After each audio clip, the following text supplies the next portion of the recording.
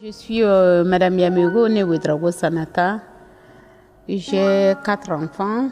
Je suis mariée. Et je m'exerce un peu dans du commerce. Je suis un peu polyvalente. Je touche un peu à du tout.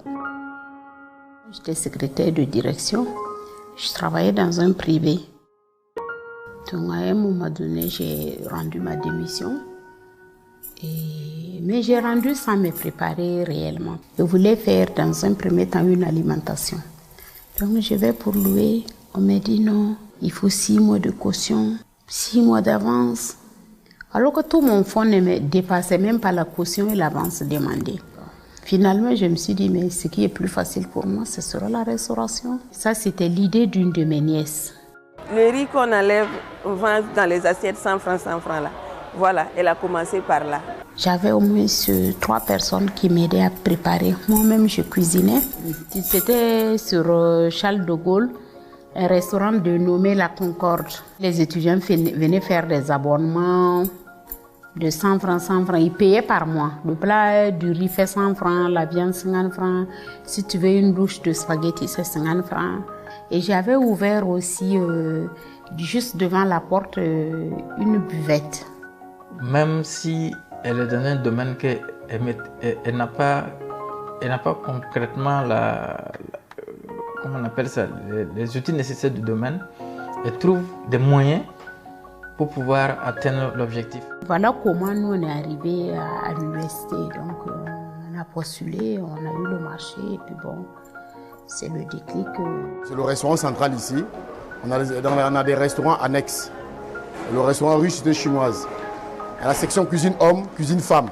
Il y a la section serveur, il y a les sections boucherie, il y a les sections boulangerie.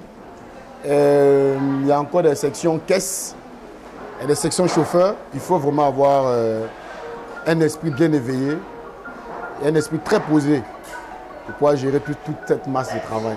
Mais elle y arrive. Et ça n'a pas commencé aujourd'hui, ça n'a pas commencé hier, ça date de très longtemps.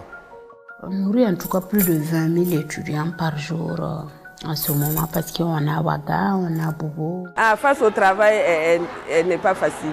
Il y a des moments, elle me dit oui, c'est vrai qu'on est amis, mais je ne peux pas tolérer beaucoup de choses.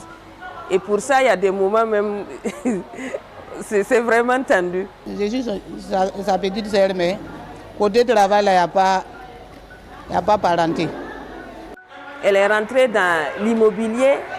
Elle a d'abord commencé en Côte d'Ivoire et puis elle est revenue ici, elle a commencé AGB. La vision de AGB, c'est de trouver un logement décent pour chaque Burkinabé.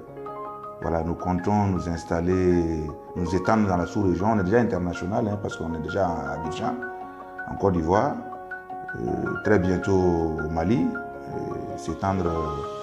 Offrir un logement à chaque Africain au-delà du Burkinabé. Elle a su imposer une bonne politique de gouvernance au sein de sa structure et elle a mis à la disposition de son personnel tout ce qu'il lui faut pour l'accompagner dans ses projets. Ce qui se répercute d'ailleurs sur la qualité de nos maisons quand je vous parle, elle aime les choses bien faites et vite, avec les moyens de bord. On a une cave actuellement, on a un bureau PMUB. On a également la représentation des Nestlé. Nestlé, c'est des produits alimentaires. Qui dit la restauration, logiquement, aboutit souvent par l'hôtellerie.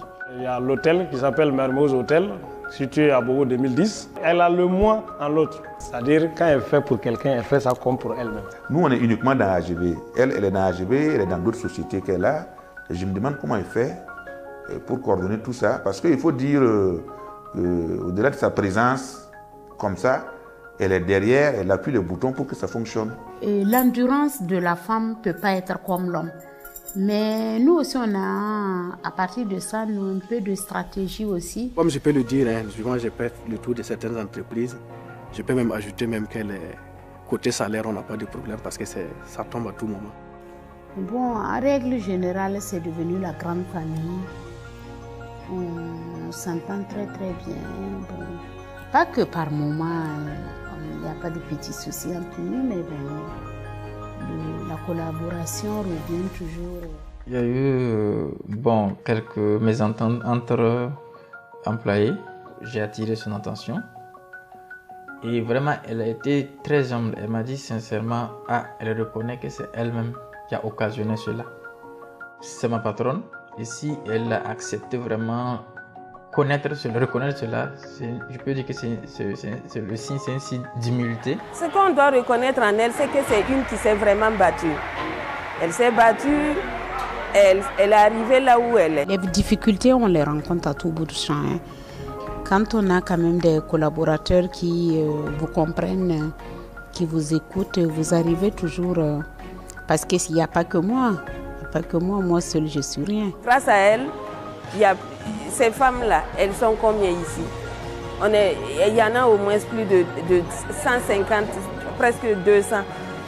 Il y a des veuves, en tout cas, il y a toutes les catégories de couches ici. Nous, on travaille ici, là, on gagne, on paye les scolarités de nos enfants, on nourrit nos enfants. Vraiment, ça va beaucoup.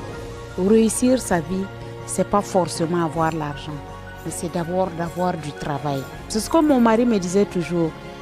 Il faut être toi-même, apprends à être toi-même. Et chaque fois, elle pense à créer de l'emploi. Elle ne regarde pas pour elle, mais pour les autres.